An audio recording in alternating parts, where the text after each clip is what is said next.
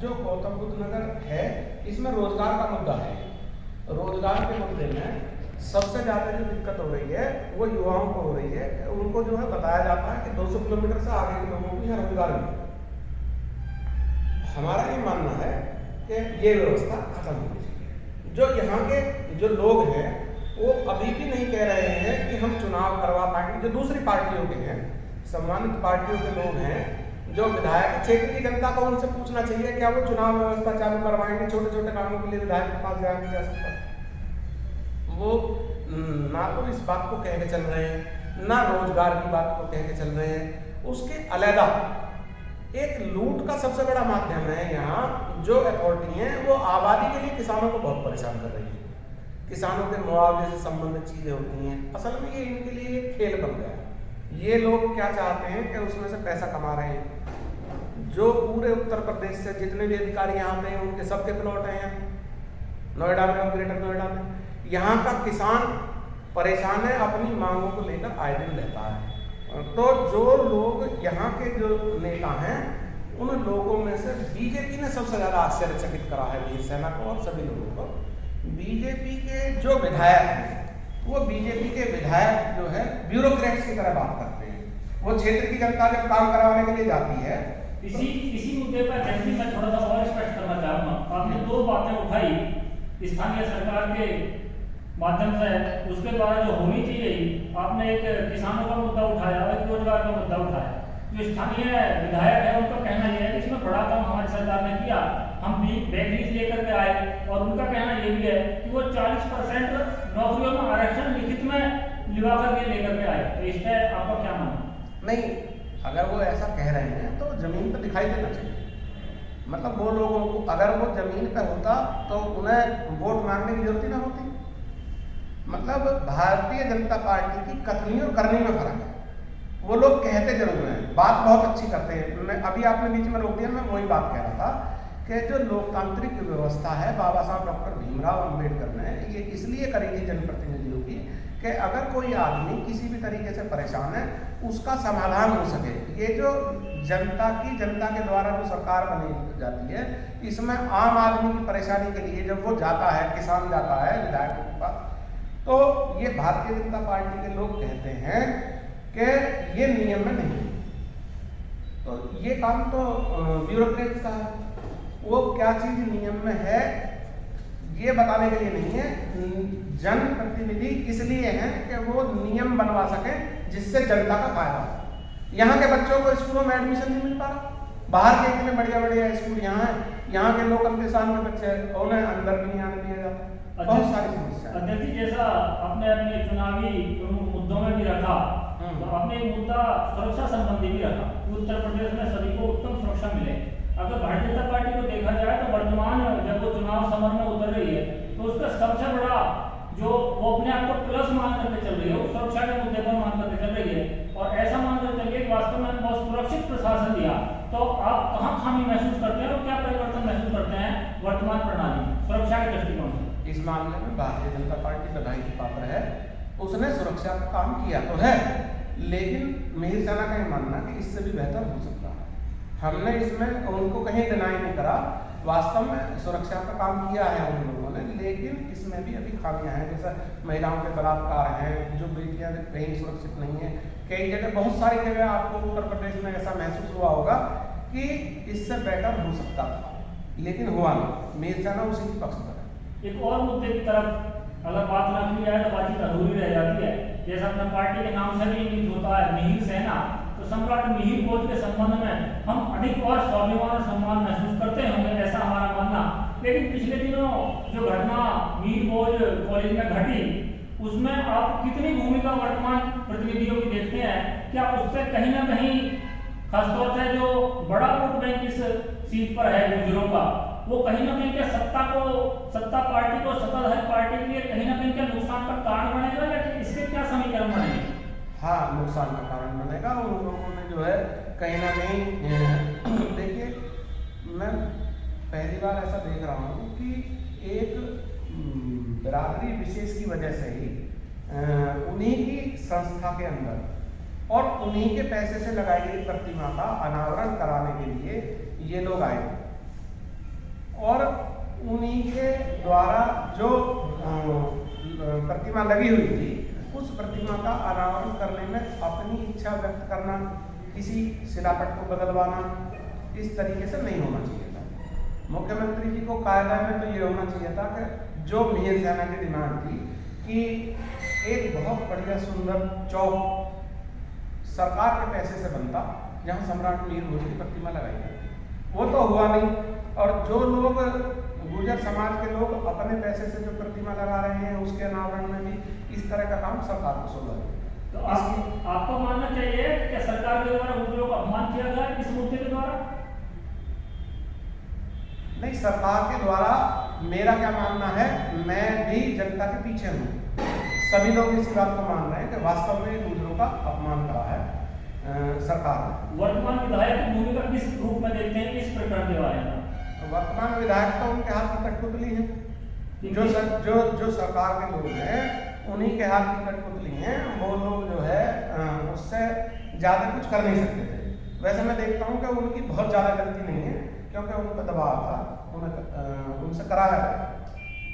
नहीं, अगर दबाव में भी जनप्रतिनिधि आता है तो क्या उसे आप उचित मानते हैं? नहीं, उसका खामियाजा तो भुगत रहे हैं ना। उन्हें खुद आज महसूस हो रहा है, जब भी क्षेत्र में जाते हैं जहाँ लोग देखते हैं जनप्रतिनिधि को, उन्हें अपनी जो है बात को नहीं मानना चाहिए था, उनकी गलत बात को। अगर वो नहीं मानते तो आज इस तरह का व्यवहार उनके साथ थोड़ी हो रहा होता जैसे आज की बातचीत का अंतिम प्रश्न, क्या मिहिर सेना किसी अलायंस के पक्ष में है, क्या कहीं किसी से समझौता करते हैं या कोई व्यवस्था बना करते हैं, क्या किसी के साथ मिलकर के चुनाव लड़ने का अपना प्रयास, या इस संबंध में कोई चर्चा वार्ता किसी के साथ? नहीं, हमारा जो संबंध था इससे पहले भारतीय जनता पार्टी के साथ ही था, जो पिछले चुनाव में भी हमने उनका सहयोग करा। तत्कालीन विधायक हैं, सांसद साहब हैं, इनका मिहिर सेना हमेशा से समर्थन करती रही। और इनके पूर्व प्रदेश अध्यक्ष महेंद्रनाथ पांडे जी लखनऊ लेके गए हम, वहाँ उन्होंने हमसे कहा कि सीट भी दी जाएंगी, लेकिन अभी अहंकार के मन में मिहिर सेना को कोई सीट देना चाहते नहीं, इसलिए हमारे रास्ते अलग हैं। बाकी दूसरे मुद्दे भी हैं। दूसरा मुद्दा है इसी के साथ साथ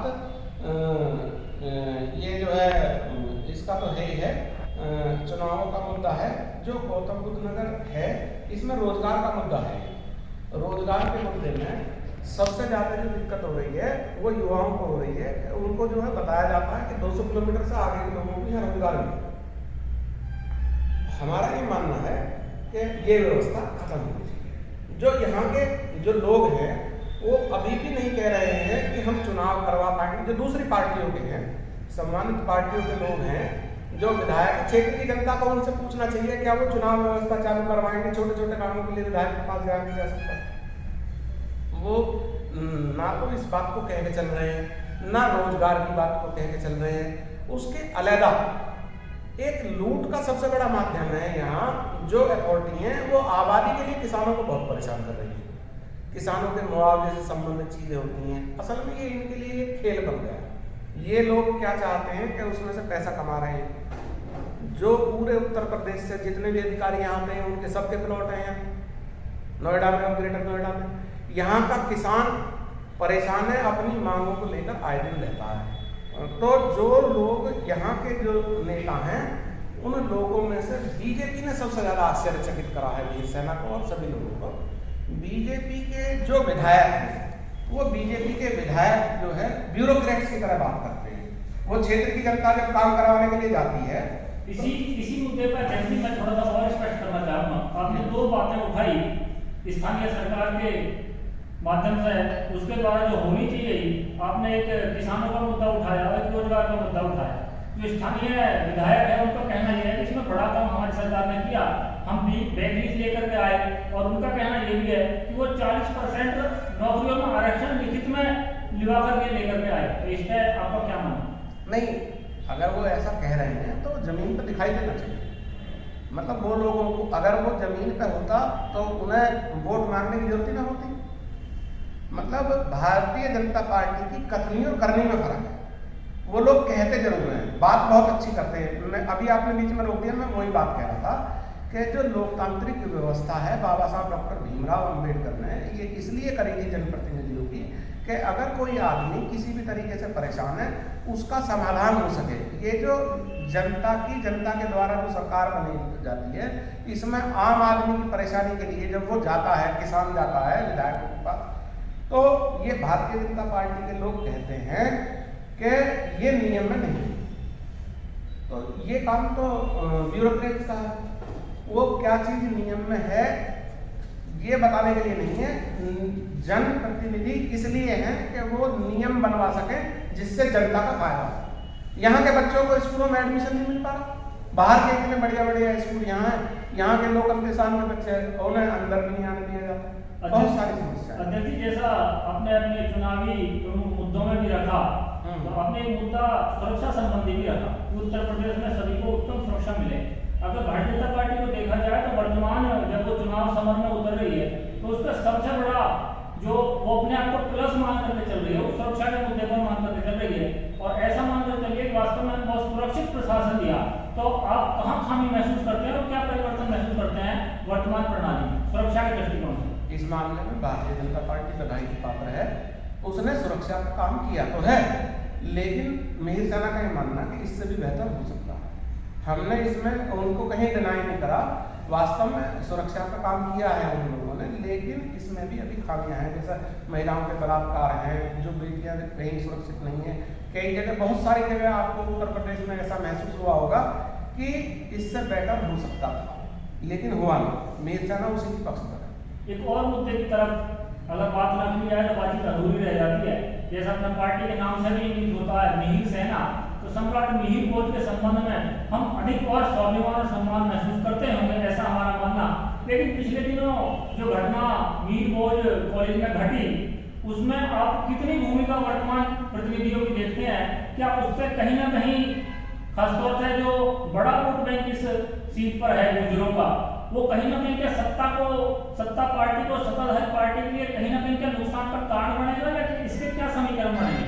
हाँ, नुकसान का कारण बनेगा। उन लोगों ने जो है कहीं ना कहीं देखिए, मैं पहली बार ऐसा देख रहा हूँ कि एक बिरादरी विशेष की वजह से ही उन्हीं की संस्था के अंदर और उन्हीं के पैसे से लगाई गई प्रतिमा का अनावरण कराने के लिए ये लोग आए, और उन्हीं के द्वारा जो प्रतिमा लगी हुई थी उस प्रतिमा का अनावरण करने में अपनी इच्छा व्यक्त करना, किसी शिलापट को बदलवाना, इस तरीके से नहीं होना चाहिए था। मुख्यमंत्री जी को कायदा में तो ये होना चाहिए था कि जो मिहिर सेना की डिमांड थी कि एक बहुत बढ़िया सुंदर चौक सरकार के पैसे से बनता जहाँ सम्राट मिहिर भोज की प्रतिमा लगाई जाती, वो तो हुआ नहीं। और जो लोग गुर्जर समाज के लोग अपने पैसे से जो प्रतिमा लगा रहे हैं उसके अनावरण में भी इस तरह का काम सरकार को सोचा है। तो आपको मानना चाहिए कि सरकार के द्वारा गुर्जरों का अपमान किया गया इस मुद्दे के द्वारा? नहीं, सरकार के द्वारा मेरा क्या मानना है, मैं भी जनता के पीछे हूँ। सभी लोग इसी बात को मान रहे हैं कि वास्तव में गुर्जरों का अपमान करा है सरकार। वर्तमान विधायक की भूमिका किस रूप में देखते हैं इस प्रकरण के बारे में?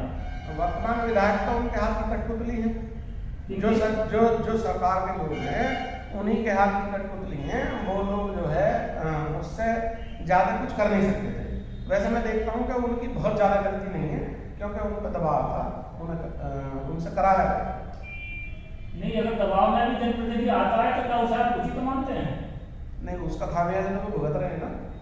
उन्हें खुद आज महसूस हो रहा है, जब भी क्षेत्र में जाते हैं जहाँ लोग देखते हैं जनप्रतिनिधि को, उन्हें अपनी जो है बात को नहीं मानना चाहिए था, उनकी गलत बात को।